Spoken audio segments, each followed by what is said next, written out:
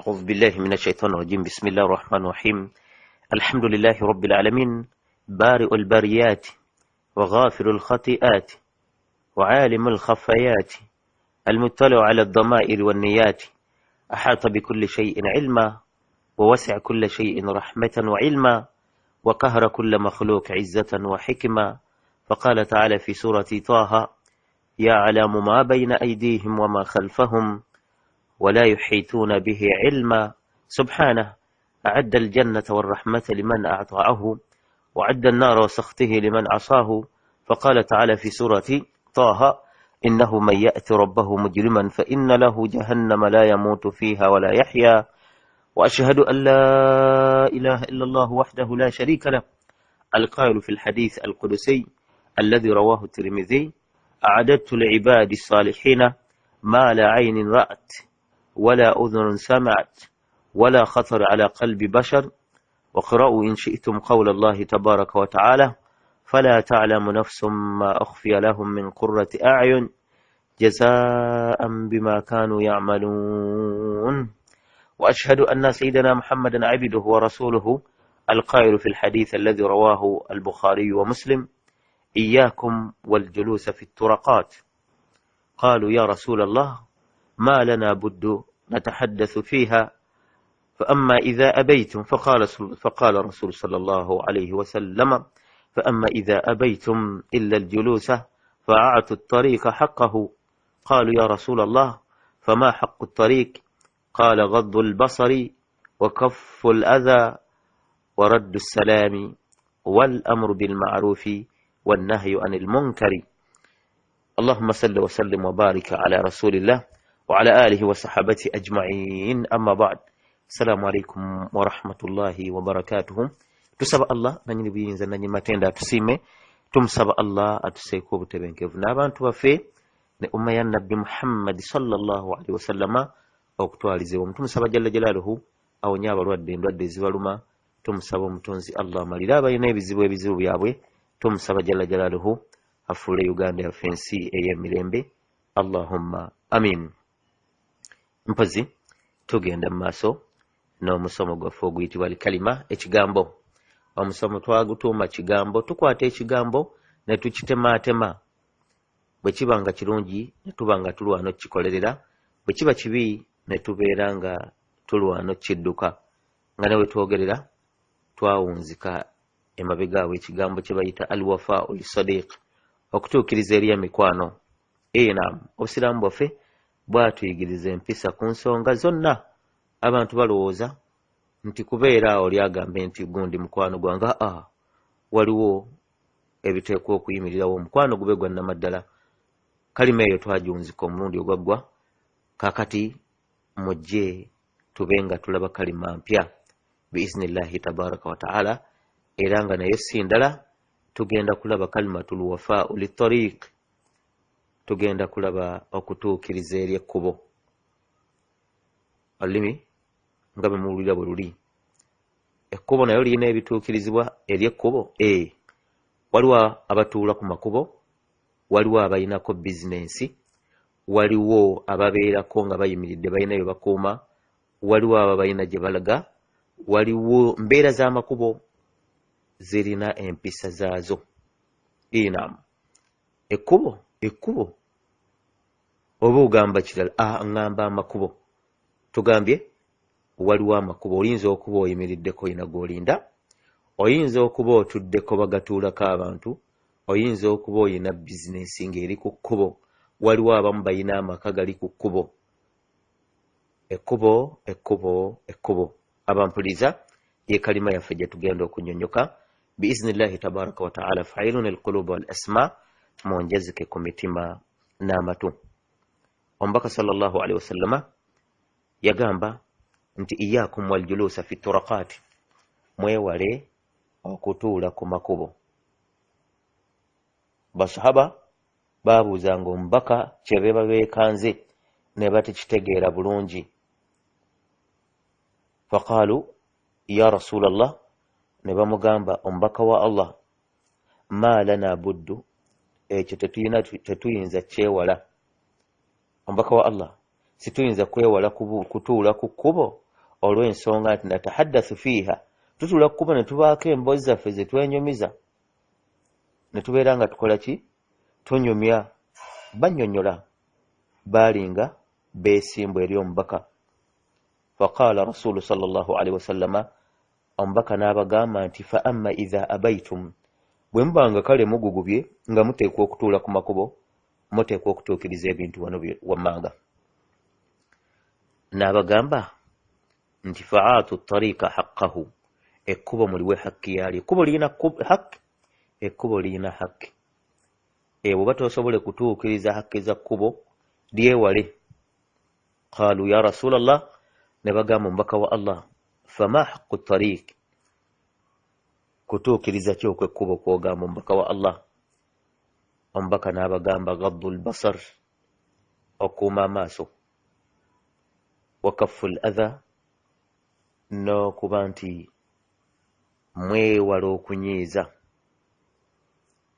waraddu salaam salaamu bw'eba batwale bo mugiddamu wal amru bil ma'ruufi n'okulagira empisa ennungi wannahyu anil munkari n'okuziyiza empisa embi ogwo gwe mutwe gw'omusomo gwaffe naye nga tugenda kunnyonnyoka ebigambo bingi biiznillahi tabaraka wa ta'ala twagala okunnyonnyoka kye bayita okutuukiriza eri ekkubo as'alu llaha an yaj'alani wa iyyakum mimma yastami'una alqawla fayattabi'una ahsana nsaba allah anteeke nammwe mwaba bawuliriza ebigambo ne babeera nga bagobereramu ebisinga okuba ebirungi innahu waliyu dhalika walqadiru alayhi oba obuyinza allah bulina jalla jalaaluhu naam bidayatun nga tutandika qabla an natanawal mawdu'ina nga situnnaba kusensera musomo gwaffe yajibu alayna an nakfa ala haqiqataini twagala tuyimirire ku bituufu bino wansi bibiri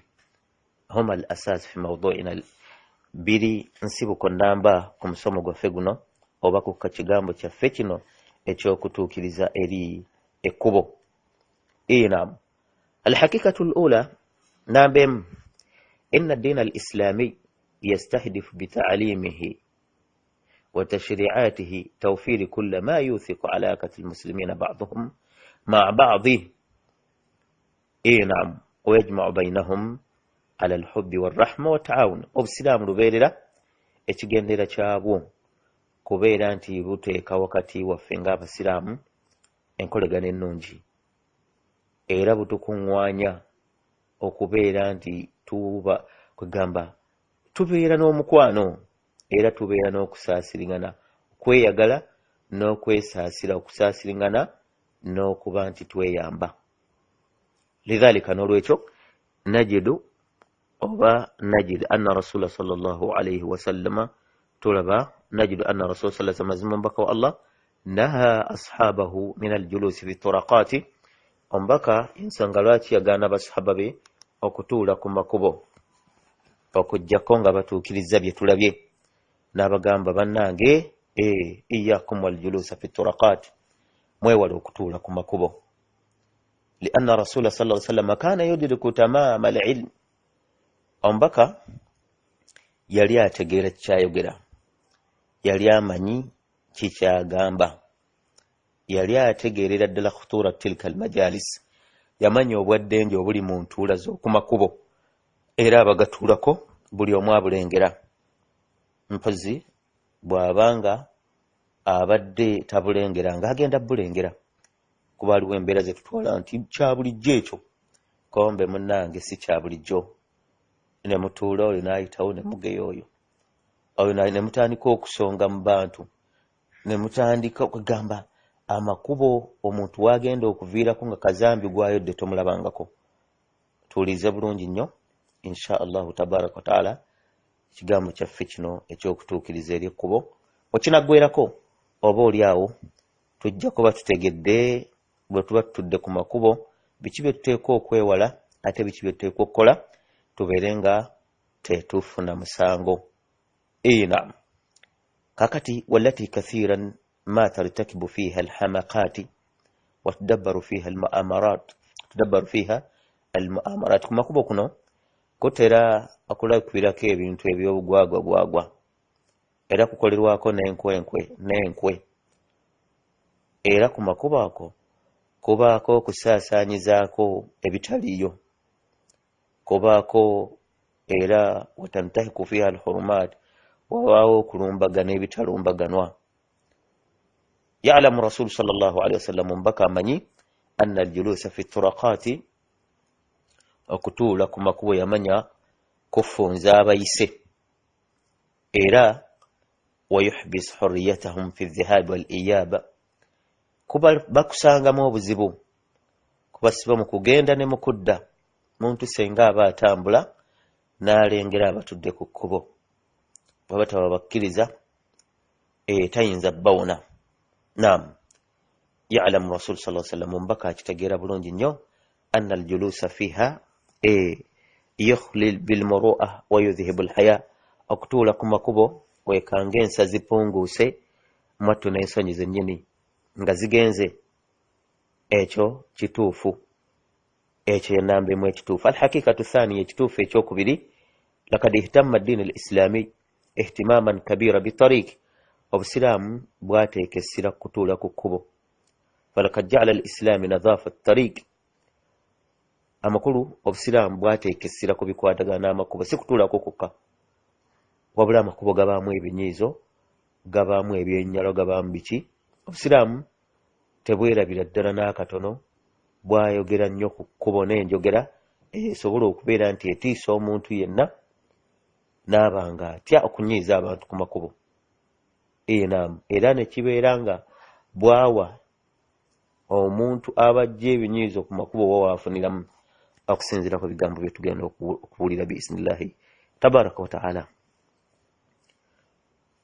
Hadisi eri mu Muslim, omubaka sallallahu alaihi wasallam yagamba al-imanu bid'a, yagamba nti bid'a wa sab'ina shu'ba, bulina ebitundutundu ebisoba mu 7 obukkiriza. Yagamba alaha, ketwandigambye nti akatundutundu akali waggulu akasooka oba ekitundu ekisooka kyekigambo qawlu la ilaha illallah, kyekigambo kya tawhidi. Ekya la ilaha illallah titeri asinzibwa okujjako Allahu tabaraka wa ta'ala. Ina wa adinaha, ate ekisembayo okuba nti kya wansi ku bitundutundu bya imaani bye tugambye ebisoba mu 7, imatatul adha ani tariq, kujja byennyalwa ku kkubo. Ina okujja ekyennyalwa ku kkubo kya mu bukkiriza, kiyinza okuba kyennyalwa oli nga kinoddeko, kiyinza okuba kyennyalwa nga kigenda kunyiiza omuntu ng'amaggwa, ng'amacupa, nga biki. Embeera zonna zonna zitwalira mu binyiizo. Wajala al-islamu nadhafa at-tariq fi hadithi al-akhar, hadisi endala, era kujja ebyennyalwa ku kkubo oba okuyonja ekkubo, hadisi yayogera Ibn Khuzaima, anna rasula sallallahu alaihi wasallam qaala, mazima omubaka wa Allah yagamba nti nno hamalak oba hamli ala dhaif sala, ala dhaifu sala, okuyamba ku munafu eringa sala, wenhauka al adha ani tariqi sala, nabwe kityo okujja ebyennyalwa ku kkubo oba ebinyiizo nabyo eringa sala. Ebyo yinza bisangawa mu ddiini etali naye obusiraamu. Tusaba Allah agitukuumireko paka lwali tuli musisinkana. Allahumma amin. Ebikwatagana ku kkubo okujjako obukyafu, hadisi endala yiino eri Muslim, anna rasula sallallahu alaihi wasallam qaala, omubaka wa Allah yagamba nti nno urdat alayya amalu ummati, nayanjulizibwa emirimu gy'ekibiina kyange. N'agamba nti nno hasanuha wa sayyi'uha, obulungi bwagyo n'obubi bwagyo, oba husniha hasanuha wa sayyi'uha. Fawajadtu fi mahasina amaliha al-adha yumat ani tariq, yalabanga emirimu nga gimwanjulizza egy'ekibiina kye, n'alabanga egimu ku bulungi bw'emirimu emirungi yalaba mwe muli okujja ebyennyalwa ku kkubo. Agamba wajadtu fi masawi fi masawi amaliha ate yalaba ku mirimu emibi emirimu gy'ekibiina kye n'agamba nti nno annakhama takunu fi lmasjid la tudfan okubanga waliwo ekikolondolwa kyonna mu muzikiti nekirema okubanga kiziikibwa. Waliwo ayinza okusika embeera eyo nemusobera kikolondolwa nga kiri mu muzikiti kisoboka. Emizikiti munnange oba ku gino egy'omu kibuga ate waliwo emizikiti ku ntandikwa y'obusiraamu tegyali nga gino bwe tugiraba kapeti ku semiri nga wabanga musenyu wansi bikikati oli ayinza munnange ab'empisa embi okuba nti akolondola mu muzikiti. Subhanallah, kibi nnyo. Kati ekyo yakirengera mu bintu emirimu emibi nnyo muki emirimu gy'ekibiina kye sallallahu alaihi wasallam. Kakati wajaala al-islamu imatatu al-adha, obusiraamu bwasimba nnyo essira kukujja obukyafu ku kkubo mu hadisi era endala yiino nga omubaka sallallahu alaihi wasallam agamba nti hadisi eneyogera Imam Ahmad ng'omubaka agamba nti fil insani 60 wa 300 mafsal oba mifsal, omuntu alina ebiyungo ebiwerera ddala 306 fa alayhi an yatasaddaqa an kulli mafsal aw mifsal minha sadaqa, buli kiyungo omuntu yeetaaga okisaddaakira okitolera saddaaka. Qala sahaba, basahaba byabasoberamu ne bagamba omubaka wa Allah faman yutiku dhalika ya rasulallah, omubaka wa Allah ekyani ayinza kisobola nga kinene okubeera nti asaddaakira buli kiyungo ebiyungo 306? Qala sallallahu alaihi wasallam, omubaka n'atandika obbawo ekyokukola n'abagamba annakhamatu fil masjidi tadfunha, n'agamba bw'oba oziisa ekikolondolwa ng'okisanze mu muzikiti, wa shay'un tunhihi ani tariiki, n'ekintu kyonna bukyafu kitamwa kikosa n'okijja ku kkubo, fa in lam taqdir, ekyo bwe kikulema, faraka'ata dhuha, saala iraka 2 eza dhuha, n'agamba nti nekyo tejize anka, kiba kikumalira okuba nti obala nti osaddaakidde ebiyungo. Allahu akbar. Eddiini y'obusiraamu ejjudde bulungi bwereere, awo olengera okuyoola okuli awo. Qala sallallahu alaihi wasallama, omubaka wa Allah yagamba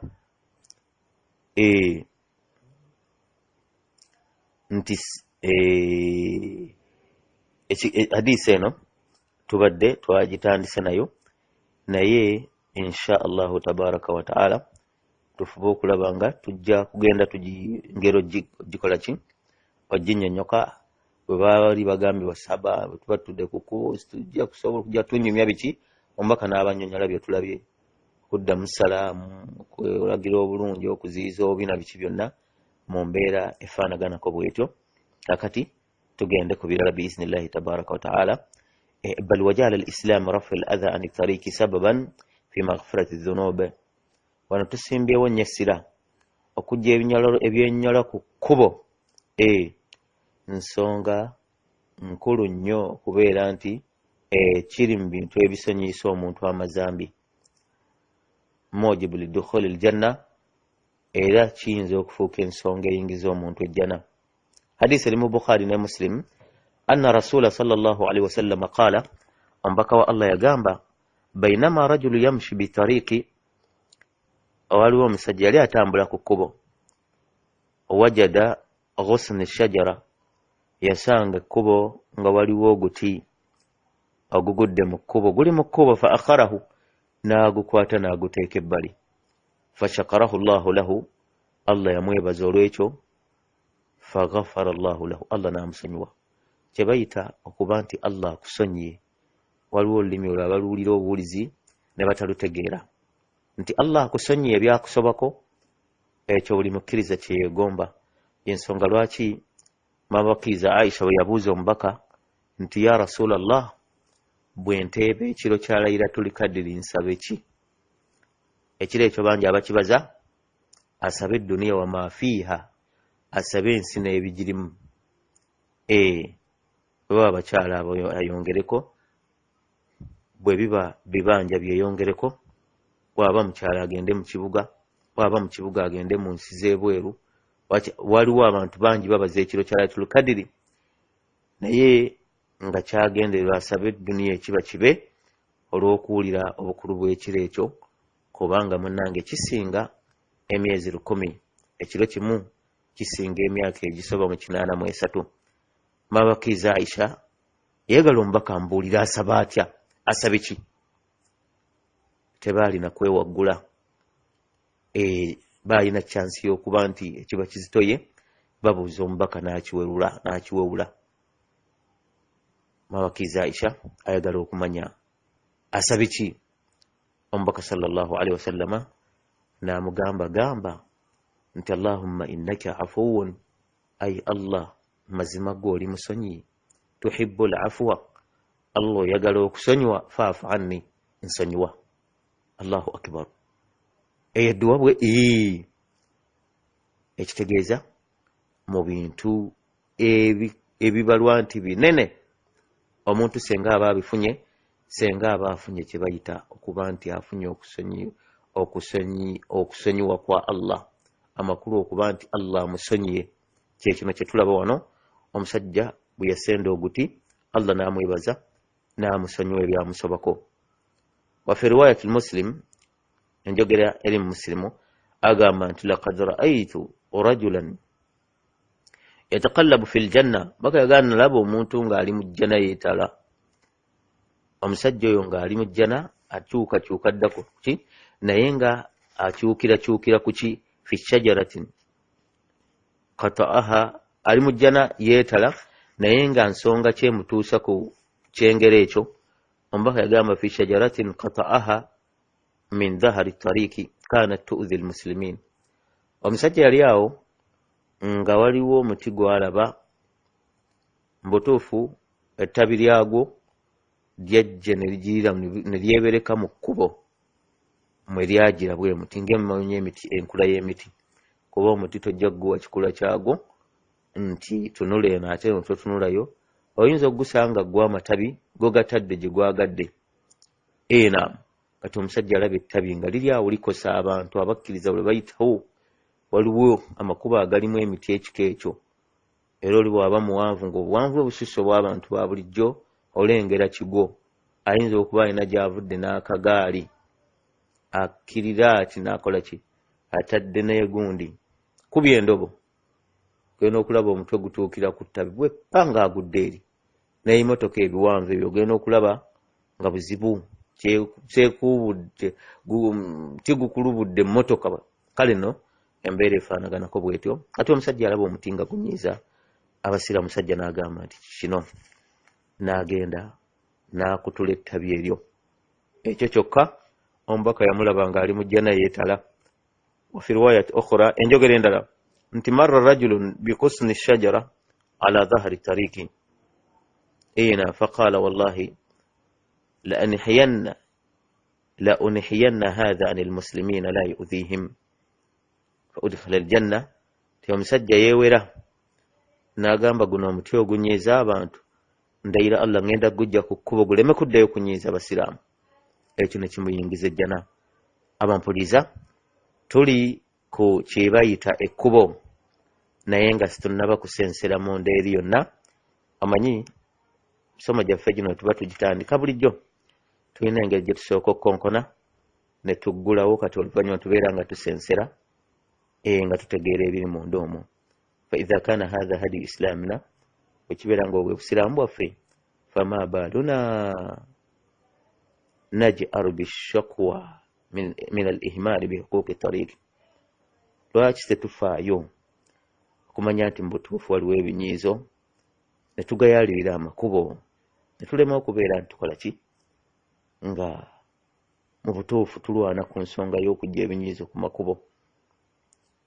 Ensonga endala, inna turaqatina fi hajatin ila man yuzilu ma asabah min qadurati alhissiyya wa akhlaqiyya. Bwe tuba twetegereza amakubo gaffe gali mu bwetaavu bwa kika kya waggulu, geetaaga okuggyako ebyennyalwa ebyo ebirabwako n'okulongoosezaako empisa نعم ويدخل في أذى الطريق ما نراه ونسمعه مكوبو gayingiram byonna byetuwulira ne byetulaba ebinyiizo fi gadowina warawahina mumachana olweggulo min mukhalafati shar'iyya bintu ng'obusiraamu butuufu bibuvumirira era bubigaana tubiraba enkya neggulo ku makubo wa fawda akhlaqiyya effujjo min sabbi ddiin ayina boyitako nga bali mu kuvuma ddiini tebibakwatako wa qadhfu almuhsanaati waliwo ababeeraawo ne bakasuukira bakazi battu abakkiriza ebigambo mukazi wattu ayitawo ne hijaabu gamba abo mbalaba kwebikka naye n'abyogerako ebitategeerekeka wa hatkul awraat bintu bwereere bwetala bikola kyembeera ezifaanaganako bwezityo wa ura faadih saba allah tutaase obukunya wa mashahid marzula bintu byolaba naawe n'ogamba nti kino neweefuna okwesisiwala n'ofuna muli okunyolwa era ku makubo tuba twetegereza ashatim ebivumo nebyo tebibulamu wallahan kolima kubanga abantu tebajja kusanga byennyalo oyo bayita oba tebajja kulaba gwe bayitako na byennyalo bamusabire bulungi bajja mukolimira tusaba allah tutaase kale no ku makubo ako kubeerako tadyiiki almuslimiina okubeera nti bafunza abantu bababuza emirembe tetegeeza ano bwe tubategeeza nti obutanyiiza abasiraamu abalala banyiizibwa nga obusiraamu bwe butugaana okunyiiza abasiraamu bannaffe bwe butugaana okunyiiza abasiraamu bannaffe butugaana era okunyiiza abatali basiraamu kubanga empisa zaffe zeetaaga okubanga ddala zikoowoola abantu okuyingira eddiini ya allah ng'ez'omubaka bwe zaali ne basahaba byalira mpisa ennungi bwe zitubulako kiba kitegeeza tuba tuyimiridde mu kkubo lya daawa naamu ate bwe tuba tuzifaananye tuba tukoowoola nazo abantu okuyingira eddiini ya allahu tabaraka wa taala era munnange mu kkubo oba ku makubo okwolengera mu akasaati alfatayaati waliwo abavubuka babeera ku makubo kusiiya bawalaba abantu kubaagala balumbagana wa nadharaati khaa'ina wa ghamaz wa lamaz makubo okukubeerako entunula eziri awo nga zisosonkereza busosonkereza bwonoonefu sanga abantu entunula gy'atunuulira muwala w'omuntu ekusobedde muka munne ali ku kkubo kibi nnyo wa ghaibatu wa namima ogeya ŋŋambo byetooloolera ku makubo wa idhaal lilmuslimiina okukkakkanya okukkakkanya bantu banno basiraamu banno bantu banno wa aswaati aaliya tadujju biha almahallaat waliwo abeera ku makubo nga bawoggana mirembe ne gibula n'abaliraanyeewo wayinza okuba amaduuka geegaliwo n'owulira waliwo ateekako manya buno bugundi bukaawakaawa na biki birabolabo kale byonna byonna n'otunuulira nga bintu binyiiza bunyiiza baanaadamu pozi ebirabo bino tubyogerako ewaffe tubategeeza bya myenge naye mugana amawanga g'abarabu balina ebiringa ebirabo nga si bya myenge naye ngaera kunywerawo bikkakka sigala waliwo bayita kiica na biki ebyo byonna kugayo omuntu ayita ku kkubo n'atamwa saba allah atutaase waliwo abatyoninga musiki n'ogamba obaani abalagidde bw'oba olina motoka z'okuma n'ogamba nga zikeereye nga tejja emmotoka nga watamiddwa dda tusaba allah tutwase naye nga byonna byonna bigwawo duuna muhafazati ala mashaa'iri nnaasi ne watabaawo ddala nakatono kufaayo ti ebintu bino binyiiza abantu waduuna muraati limarid ne watabaayo kufaayo ntomanya wandiba nti bantu bano balwadde abawulira ebintu bwe biti abalaba ebintu bwe biti mulwadde abeera nga miskiini yabhatha ani raaha anoonya mirembe naye giyinza omubula nga miskiini waali weewo bamugambye ozikuumira awo tovaawo ezikutwala ejjini talina kyakukola naye nga bw'atunula ku ddyo kirala bw'atunula ku kkono kirala kibi nnyo. Obusiraamu bw'atubuulira era ne butusigamu empisa ku buli nsonga yonna, okuggyako ayeyambulwa n'agaa nti ezo empisa sizaagala, ate ng'aba agaana za bwereere. Kuba lulwogaana empisa z'obusiraamu obeera olinga agamba oyagala mpisa za shaitaani. Tusaba Allah tutaase. Abampuliriza, alaysat kulla hadhihi almukhalafaati tuaddi al-adha, ebyo tumenye byonna mubadde mbiwulira bulungi, tebigwa mu binyiizo. Alaysa ashaabu hadhihi aljara'im yastahikuna ta'dib, temulaba nga abantu abavaamu ebinyiizo ebyo beetaaga discipline, kuba disciplininga beetaaga abateekamu empisa. Obutuufu anseeri nti bwe kityo bwe kiri, bwe kibeera nga bwe kityo bwe kiri.